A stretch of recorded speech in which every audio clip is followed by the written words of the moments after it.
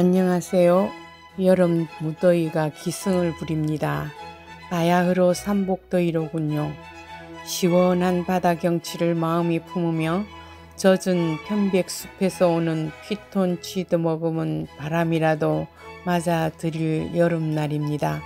시인 수필가 하태무의 책 읽어주는 여자, 벌써 19번째 시간이군요. 매주 금요일 저녁 8시부터 30분간 남해 FM 91.9MHz 앱과 유튜브, 페이스북, 네이버 블로그 소리의 꿈에서도 들으실 수 있습니다. 오늘은 진주의 의기 농계 이야기를 읽겠습니다. 대하소설 토지의 작가 박경리 선생님의 맥을 이은 진주여고 출신 소설가 김지연 선배님이 소설 논계 상중하를 보내주셨습니다. 김지연 소설가님은 진주여고와 중앙대학교 예술대학 문예창작과를 졸업하시고 1967년 매일신문 신춘문예 소설부에 당선된 이후 산울음, 히포크라테스의 연가, 생명의 늪 등 30여 권의 소설집을 출간, 한국소설문학회, 여성문학회 회장 등을 역임하셨으며 월탑문학상 등 수많은 문학상을 수상하시고 최근 올해 재직하던 서울 은평구 문화원장직을 퇴임하신 후 진주여고 출신 문인들의 모임인 일시문학의 회장직을 맡고 있습니다. 소설 논계는 1997년부터 1998년 12월까지 무려 2년간을 국제신문에 연재했던 장편소설입니다. 책을 일신문학회 동인들에게 보내주신 이유는 진주사랑 정신이었답니다. 유몽인 어우야담에 적힌 단 한 줄의 글로 어쩌면 그 유장한 이야기를 뽑아낼 수 있다는 말입니까? 저는 어릴 적부터 의심해왔던 농계의 출신지에 대한 논란을 진주사람 농계로 굳히기로 마음먹습니다. 우선 논계 작가 김지연 선생님의 말을 듣습니다. 농계의 역사적 기록은 임진왜란 후 유몽인이 어우야담지에 농계는 진주의 광기였다. 외장을 껴안고 남강에 투신했다 뿐이었습니다. 그런데 현재 농계는 진주 출신도 아니고 기생도 아닌 장수 출신의 최경희 의병장 부인으로 고정화되고 있습니다. 옛날 경상대학 이명길 교수의 생존시만 해도 논계는 진주 벽지 출신이며 관의 기생으로 외장을 껴안고 순국한 의기로 강력하게 주장되었던 것이지만 지금 진주는 그 건에 대해 누구도 관심조차 없는 듯합니다. 진주하면 농계가 저절로 떠올려지는 진주의 혼이듯 상징이듯 대명사로 되어 있었는데 지금 진주의 관계자들은 농계에 관심이 없는 것 같습니다. 농계를 소재로 다루는 작가들이 하나같이 장수 쪽의 만들어진 스토리에 맞추어 쓰고 있고 그것이 팩트인 양 진주에서도 반응 없이 넘겨주고 있는 듯합니다. 소설 농계는 유일한 진주 측 입장의 기생 농계의 삶이며 의거입니다. 거듭 언급하지만 농계의 기록은 임진왜란 끝난 후 유몽인이 진주 부근에서 구전으로 전해오는 이야기를 그것도 실록이 아닌 어우야담이란 책에 기록한 한 줄밖에 없습니다. 그런데 아무리 역사는 만들어지는 것이라 해도 농계의 성씨가 추씨이고 그 장수 출신의 최경희의 부인이며 하물며 함양에는 난강으로 떠내려온 농계의 시체를 거두어 묻었다는 농계의 가묘도 있습니다. 당연히 시신 없는 무덤이지요. 진주 출신의 작가인 나는 나름 진주 중심의 농계 작품으로 최선의 의무를 다했다는 자위는 하고 있습니다. 진주 시민들이 농계를 의암에서 투신한 사실을 제외하고는 내던져주고 있다는 사실에 한탄하면서 가장 팩트에 근접한 이야기를 쓰면서 진주 사람은 누구든 농계를 읽어주시기를 원해 책을 보내드립니다. 한 줄밖에 없는 기록으로 농계의 삶을 만들었지만 농계가 진주 출신의 관기였다는 점은 진실이라 믿습니다. 천한 기생이었기에 그녀의 순국이 천지를 감동케 한 것이지 양반 부인이라면 당연한 행위일 수도 있고 당신은 그런 시대였기 때문이지요. 문제는 이렇게 만들어진 스토리가 진실인 양 년년세세 길이면서 이어질 것이 답답한 마음입니다. 1년 계약이 2년으로 연장되었던 3권의 소설이라 분량은 많지만 읽어주시고 논계는 양반 부인이 아니라 진주의 여인이며 관기였음을 인지하면서 그녀의 순국에 박수를 쳐주시기 바랍니다. 정은 출판사에서 출판된 선배님의 책을 읽으면서 제가 제일 안타깝게 여겼던 건 장수에는 농계의 생가가 있고 농계 동상이 있으며 농계 비석을 세운 집도 있고 농계의 날에는 농계 미인을 뽑는 일도 있으며 철저하게 지자체에서는 농계를 장수의 대표 인물로 부각시키고 있다는 사실입니다. 역사는 힘있는 자들에 의해 만들어지는 것입니다. 저는 어릴 적 시인 수주 변영로님께서 구상 선생님과 개천예술제에 오셔서 강낭콩 꽃보다도 더 푸른 그 물결 위에 양귀기 꽃보다도 더 붉은 그 마음 흘러라를 힘있게 낭송하시던 모습을 잊지 못합니다. 이제 우리 선배님의 소설 농계로 농계가 진주에서 새로 태어나기를 간절히 바라는 마음으로 책 속에 나오는 정겨운 진주 사투리, 잃어버렸던 봄나물의 이름들, 쑥, 나신개, 달농개, 돌나물, 쑥부쟁이, 맷부쟁이, 그런 그리운 봄 언덕을 가슴에 심으면서 농계의 절정인 순국의 순간을 읽어드리겠습니다.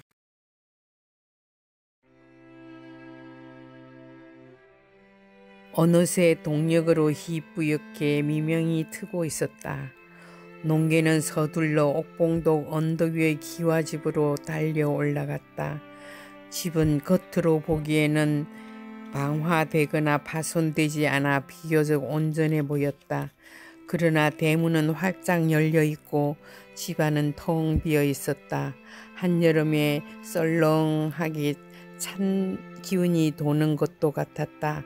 보름 전 기와집을 떠나 성 안으로 들어가면서 섬내미와 초희, 월양이에게 서둘러 산속절간으로 피란을 가도록 일렀기에 그들은 지금 당연히 피란 중일 것이다. 마당에 아무렇게나 뒹굴고 있는 새통과 고방문은 활짝 열려 있었다. 고방 안은 바닥이 훤히 드러나도록 텅 비어 있었지만 그나마 벽 쪽으로 몇 가마니의 곡물은 남아 있었다. 농계는 망가진 쇠통을 주워 한쪽 옆으로 치우고 열려있던 고방문을 닫았다. 안방문도 활짝 열려 있었고 장롱 바닥의 엽전구름이는 깡그리 사라지고 없었다. 그러나 돈에 정신이 팔려 다른 것은 눈에 들어오지 않았던 모양인지 옷과 폐물 따위에는 손은 대지 않은 것 같았다. 그녀의 휑한 가슴에 한 줄기 쓸쓸한 바람이 지나갔다. 농계는 뒤란 목욕간으로 거의 가서 정성 들여 온몸을 씻었다. 열흘 가까이 혈전을 치른 데다 연속된 불면으로 지칠 대로 지쳤지만 오랜만에 물속에 몸을 담그고 있으니 전신의 피로가 싹 씻겨 나가는 것 같았다. 그녀는 살결이 뽀드득 소리가 나도록 온몸 구석구석의 때와 땀과 피로를 씻어냈다. 개운했다. 졸음이 왈칵 쏟아졌다. 하지만 반드시 해야 할 일이 남아 있었다. 목욕을 마친 그녀는 몸 단장을 시작했다. 분가루로 짙게 화장을 하고 볼에 발그레하게 연지도 찍었다. 깃불과 겨드랑이에 중국산 향료도 뿌렸다. 3단 같은 머리채를 따 틀에 머리를 만들고 그 위에 갖은 장식을 꽂았다. 남색 갑사 치마의 위에는 노란색 갑사 색저고리를 입었다. 그리고 금지환, 은지환, 옥지환 등 반지를 있는 대로 거두어 10손가락 모두에 끼웠다. 최상의 성장을 한 셈이었다. 이날 벌어질 적들의 대승전 연회에 참석하기 위해서였다. 과연 그랬다. 적들의 광기 어린 승전연은 이날 아침부터 촉성루에서 걸판지게 벌어지고 있었다.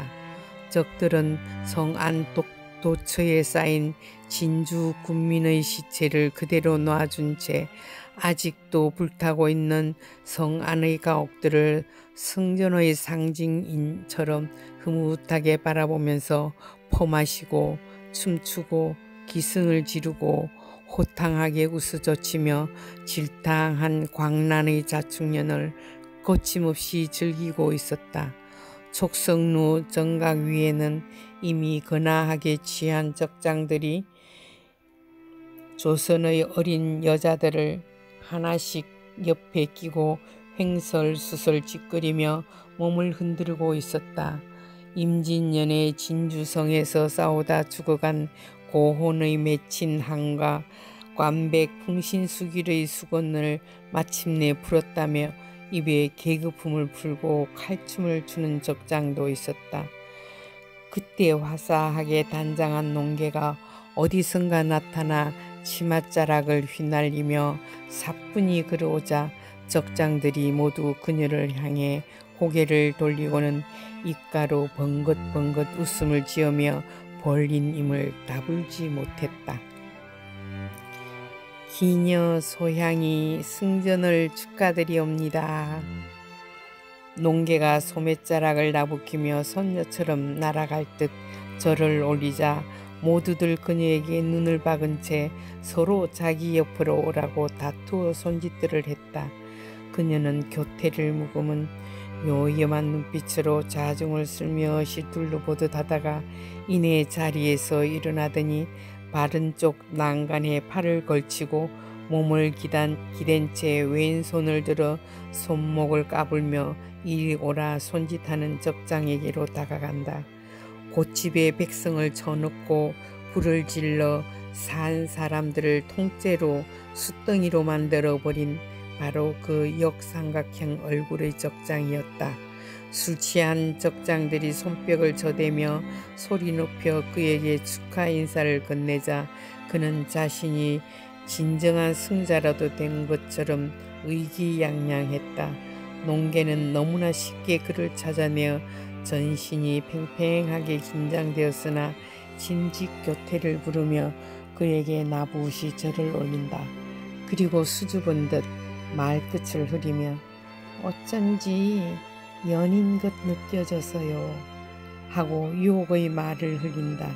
옆에 통역을 맡은 종자가 그녀의 말을 옮겼다. 그러자 역삼각형 얼굴의 적장이 우쭐하여 희색이 만만한 채 크게 고개를 끄덕이고는 내가 사람 볼 줄을 아는구나 으하하하 하고 기세 좋게 웃어젖히면서 와락 그녀를 끌어안았다. 농개는 그의 팔 안으로 안겨들면서 부끄럼을 타듯 얼굴을 붉히고 어깨를 움츠린다. 곧 얼굴의 열기를 식히려는 듯 손부채질을 하다 저고리 앞서풀 가볍게 벌럭이다 하며 불어 몹시 덥다는 신용을 한다. 그러더니 이윽고 적장의 품에서 살포시 몸을 빼내면서 강가로 내려가 강바람을 쐬자는 몸짓을 보인다. 적장이 번글거리는 낯빛으로 고개를 끄덕이면서 그녀를 따라 일어났다.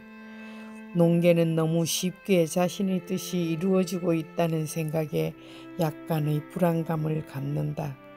그러나 마음 깊은 곳에서는 반사적으로 솟구치는 알 수 없는 자신감이 불안감을 쫓는다. 농개는 주연상에서 술두루미 하나와 술잔 하나를 챙겨 들고는 연신 요염한 교태를 부리며 앞서 걷는다. 이미 만취한 적장은 비틀비틀 휘청거리며 그녀를 뒤따랐다. 잡힐 듯 잡히지 않고 촉승로 아래의 바위 비탈을 버선발로 사뿐사뿐 앞서가면서 술두루미를 흔들어 손짓하는 그녀의 뒤를 그는 사랑놀이를 하듯 흥에 겨운 목소리로 멈추거라, 멈추거라 외치며 따라왔다. 농개는 잡아보라는 듯 돌아보며 술병 든 손을 흔들면서 까르르 웃는다. 적장이 잡을 듯 손을 뻗자 그녀는 애태우듯 또다시 몇 발짝 앞서 걷는다. 멈추거라, 멈추거라. 적장이 다시 소리치며 가슴을 활짝 펴고 두 팔을 휘두른다.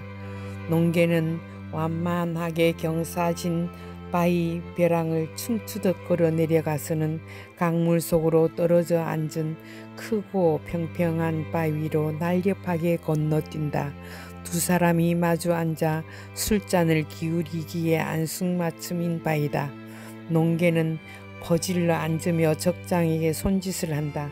그리고 바위 가운데에 술두루미와 술잔을 내려놓고 적장을 향해 어서 건너오라 다시 손짓한다. 술에 취해 바위로 건너뛰기가 불안했던 것인지 적장이 잠시 멈칫거렸다. 그러자 적병 두어 명이 적장 가까이로 다가서고 있었다. 말리려는 것인지 도우려는 것인지 몰라 그녀는 속으로 바짝 긴장하며 온갖 몸짓과 교태로 그를 유혹한다. 적장의 손을 잡아주려 일어서다 넘어지는 신용으로 갑사 치마가 밀려 내려와 속바지가 드러나고 고개를 갸웃이 기울여 적장을 향해 눈을 흘기며 간드러지는 교성으로 사내의 귀를 홀린다. 살짝 허리를 비튼 채 뽀얗게 분칠한 길고 매끈한 손을 내밀어 요염을 풍긴다. 그러자 넋을 놓은 적장이 그녀의 손을 마주 잡을 듯 두 팔을 뻗치며 바위로 건너뛰었다. 농개는 양손을 내밀어 얼른 그의 팔을 잡는다. 그리고 함께 춤이라도 출 것처럼 그의 팔과 허리를 감아 얼싸안듯 품듯 하는 몸짓과 함께 잽싸게 양손을 걸어 깍지를 끼운다. 순식간에 그들은 마주보며 얼클어졌다. 그녀는 적장을 안고 두세 번 빙글 돌더니 앞뒤로 살짝 걸음을 옮기며 바위 끝으로 이끈다. 적장은 이미 그녀에게 정신을 빼앗겨 그녀가 이끄는 대로 몸을 내맡긴 채 따를 뿐이었다. 장마로 불어난 강물은 여전히 거세게 흘렀다. 바위의 가장자리에 다다른 순간 농개는 적장의 가슴을 파고들듯 상체를 지그시 앞으로 기울인다.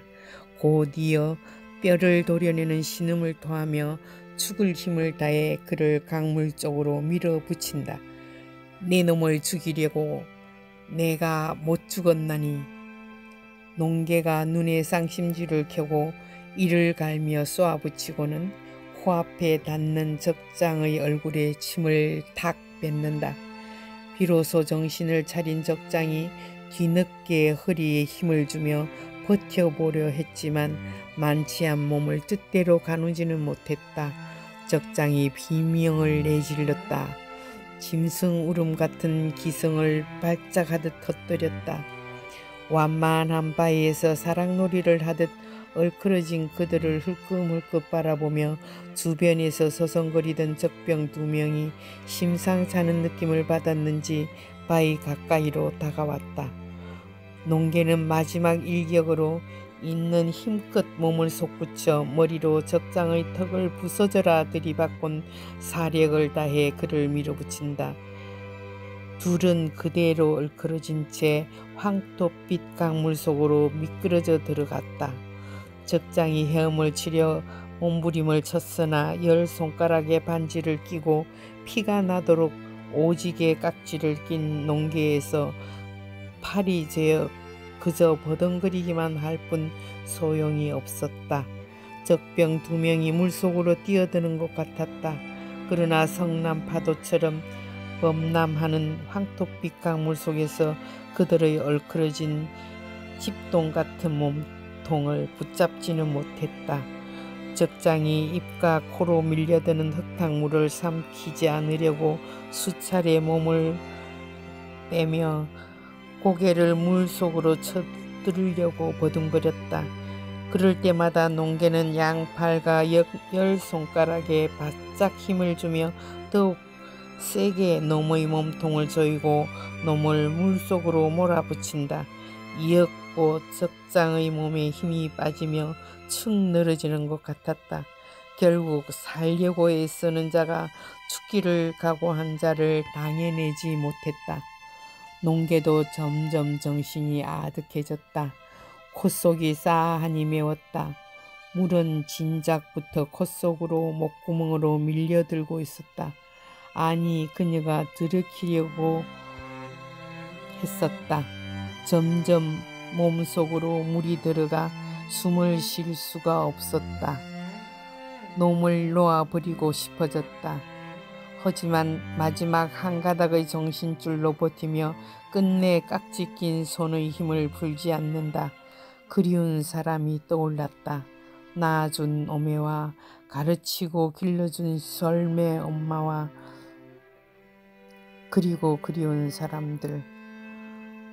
물 위로 몇 차례 엎치락 뒤치락 떠오르던 남녀의 얼커러진 몸뚱이는 서서히 시야에서 쓰러져 갔다. 장마가 끝난 후 햇살이 쨍쨍한 7월 초하루의 한낮이었다. 20살도 채우지 못한 조선의 한 여인이 그렇게 한많은 일생을 마감했다. 사위는 조용했다. 강 건너 대숲은 이날따라 더욱 짙푸르고 벼랑 위의 돈짝나무는 핏빛처럼 붉었다. 강물은 여전히 도도히 흐르고 외부의 방치 속에 처참하게 도륙된 진주 군 관민의 원혼이 하늘을 떠돌 뿐 순간 세상은 너무나 조용했다.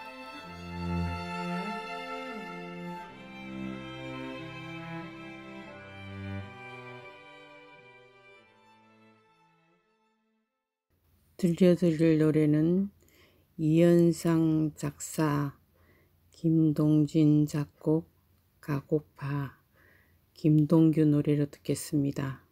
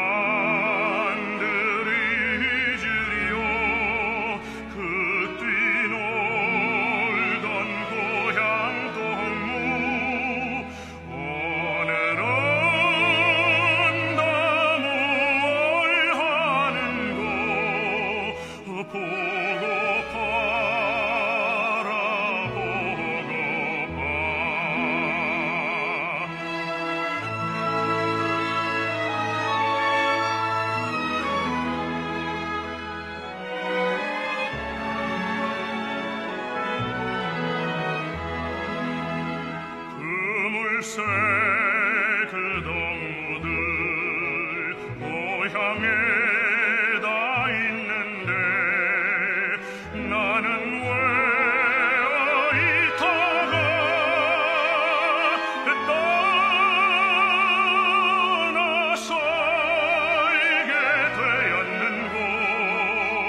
온갖 것 다 뿌리치고 돌아갈까 돌아가서 한데 얼려 옛날같이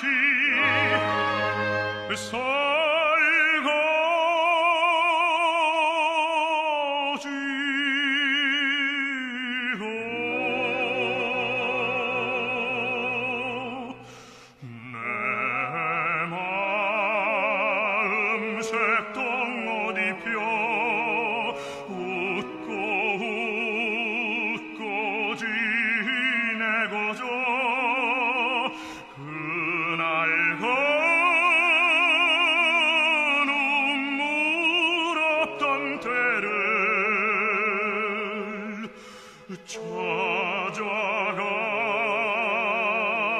찾아가자